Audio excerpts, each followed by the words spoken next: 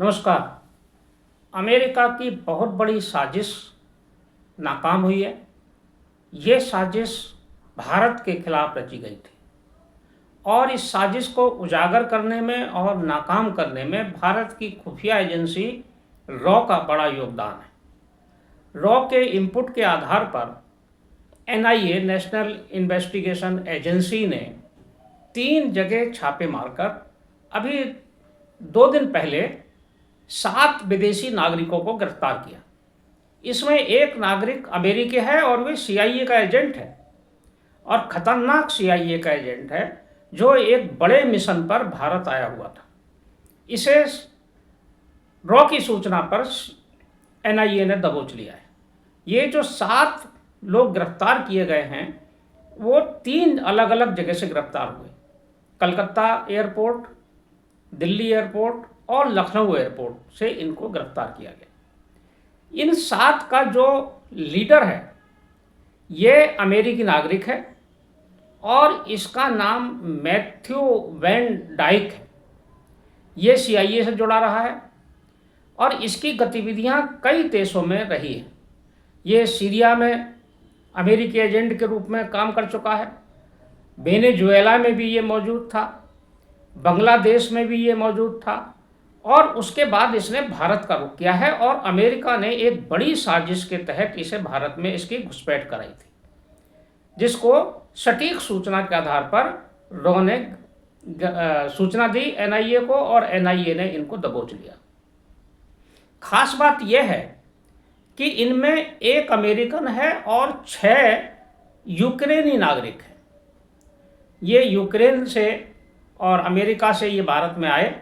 इन लोगों ने tourist visa लिया था, लेकिन टूरिस्ट वीज़ा के आधार पर इन्हें जहाँ जहाँ जाना था उन जगह के अलावा ये प्रतिबंधित क्षेत्रों में गए और इनकी गतिविधियाँ अत्यधिक संदिग्ध थी, जिसको रॉ लगातार बाज कर रही थी और रॉ ने सटीक सूचना दी और इनकी गिरफ्तारी हो गई।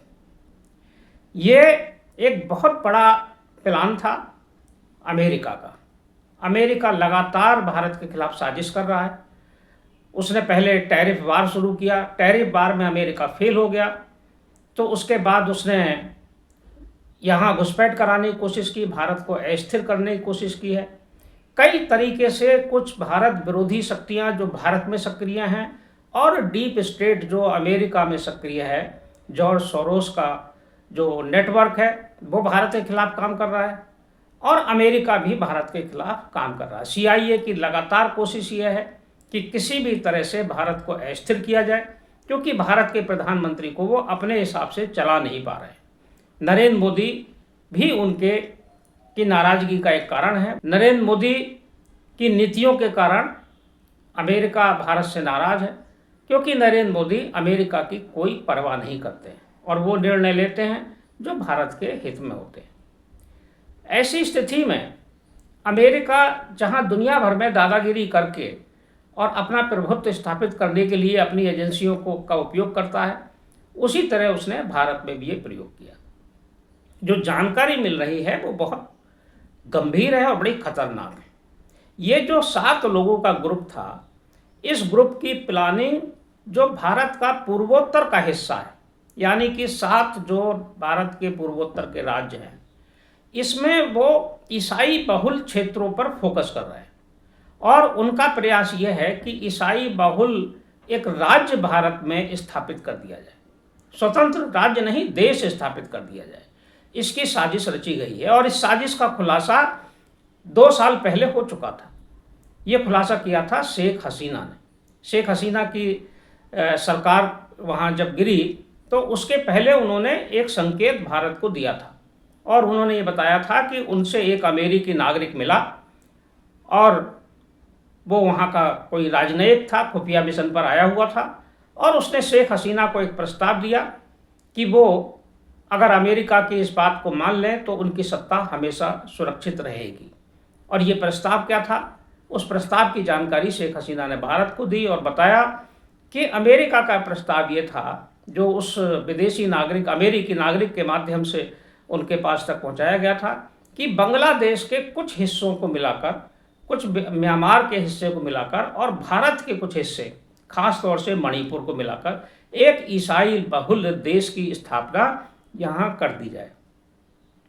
इस देश को बनाने के लिए अमेरिका तमाम तरह के षड्यंत्र करता रहा है और ये जो ग्रुप आया है, इस ग्रुप का भी टारगेट यही है कि वो पूर्वोत्तर के इन राज्यों में जहाँ कुछ अलगाववादी ग्रुप सक्रिय हैं और म्यांमार में कुछ अलगाववादी सक्रिय हैं, उनसे संपर्क करके यहाँ विद्रोह को बढ़ाना इनका लक्ष्य था। ये जो ग्रुप था जिसको हमारी रॉ फॉलो कर रही थी और रॉ के बाच में थे ये लोग, तो पता ये चला कि ये लोग प्रतिबंधित क्षेत्र मणिपुर में चले गए, बगैर अनुमति के मणिपुर गए। इसके अलावा मिजोरम में भी गए और फिर ये म्यांमार में घुस गए।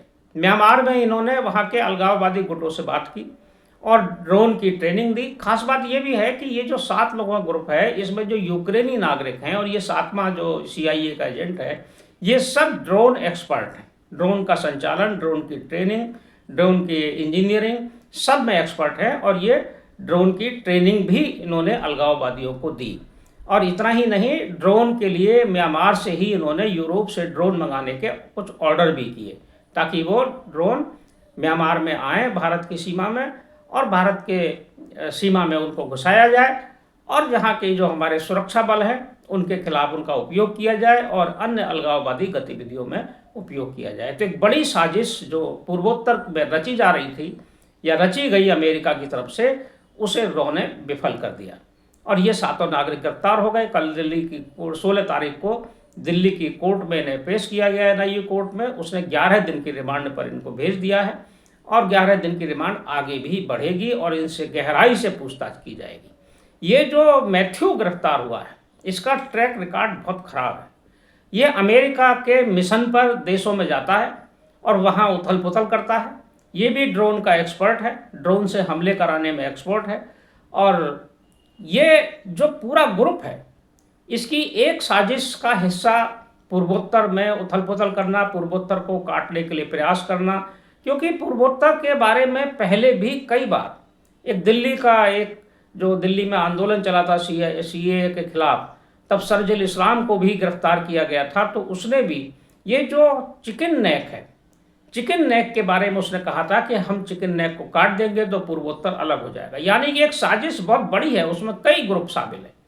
उसमें ये पूर्वोत्तर के कुछ अलगाववादी ग्रुप भी हैं, CIA है और तमाम भारत में अन्य अलगाववादी ग्रुप भी इसमें शामिल हैं जो लगातार इस कोशिश में है कि भारत को डिस्टर्ब किया जाए। और देखिए, जब शेख हसीना ने ये बात, अमेरिका का प्रस्ताव जिसकी अभी हमने चर्चा की, वो नहीं माना, तो उसके कुछ दिन बाद ही शेख हसीना को अपदस्थ कर दिया गया। वहाँ एक छात्र आंदोलन हुआ और उसमें शेख हसीना की सत्ता चली गई, उन्हें भारत में शरण लेनी पड़ी। लेकिन शेख हसीना की सूचना बिल्कुल सटीक थी, बिल्कुल सही थी।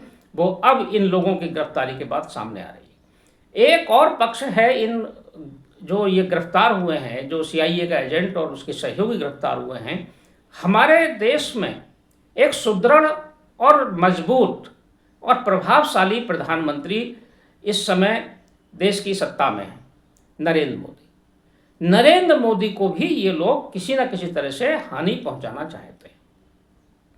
इन सभी देशों की, जो अमेरिका है, खास तौर से अमेरिका और भी कई देश ऐसे हैं जिनकी निगाह में नरेंद्र मोदी लगातार खटकते हैं। और अमेरिका के ही नहीं, कुछ भारतीयों की नज़र में भी खटकते हैं। कुछ भारतीय भी ऐसे हैं जो नरेंद्र मोदी को एक आंख से भी देखना नहीं चाहते, एक बिल्कुल भी वो ये बर्दाश्त करने को तैयार नहीं है कि नरेंद्र मोदी आगे प्रधानमंत्री बने रहें। कैसे उन्हें सत्ता से हटाया जाए, इसकी वो जोड़ तोड़ करते रहते हैं और इसके लिए विदेशी शक्तियों से गठजोड़ करने, उनसे इसका सहयोग लेने में भी गुरेज नहीं करते हैं।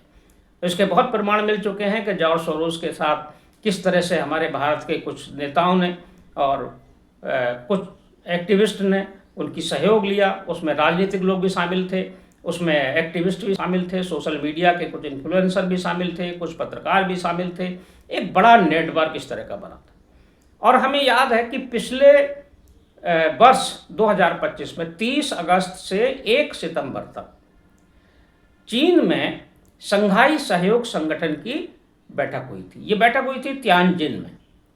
इस बैठक में एक समाचार निकल कर आया था कि जब वहाँ से लौट के आए प्रधानमंत्री भारत में, तो उनके स्वागत में तालियां बजी।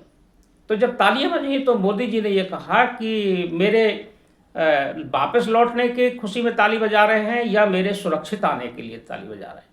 ये एक रहस्यमय बात थी, लेकिन उसके पीछे की बातें भी और उसका घटनाक्रम भी सामने आ गया। कुछ ही दिनों में पता चला कि चीन के दौरे के दौरान ये जो संघाई सहयोग संगठन की बैठक थी तियानजिन में, इसकी बैठक के दौरान मोदी जी को नुकसान पहुंचाने की एक बहुत बड़ी साजिश CIA ने रची थी, जो विफल हो गई। और उसको विफल करने में रॉ का एक बड़ा नेटवर्क काम आया, जिसने मोदी जी को पूरी तरह से सुरक्षित रखा। और इसमें रूस के राष्ट्रपति व्लादिमीर पुतिन की भूमिका भी बहुत महत्वपूर्ण थी। ये सूचना व्लादिमीर पुतिन को जब लगी कि कोई किसी तरह का षड्यंत्र रचा गया है, तो उन्होंने मोदी जी को जो निर्धारित कार्यक्रम था उसके विपरीत अपनी कार में बैठा दिया और वो उस बैठक के दौरान 1 घंटे तक उनको बैठाकर बातचीत करते रहे। लोगों को बड़ा आश्चर्य हुआ कि बगैर निर्धारण के, बगैर तय के, बगैर किसी तरह की सूचना के मोदी जी और पुतिन की लंबी बातचीत कैसे हो रही है। लेकिन इसके पीछे का रहस्य कुछ और था। बाद में पुतिन ने ही ये बताया मोदी जी को कि एक बड़ी साजिश आपके खिलाफ रची गई थी, उसे हमने विफल कर दिया है। उसके बाद मोदी जी सुरक्षित भारत आए और उसी दिन, उसी समय घटनाक्रम में एक बांग्लादेश में ढाका में एक घटना हुई। ढाका में एक CIA का एजेंट मारा गया। वो एक होटल में रुका हुआ था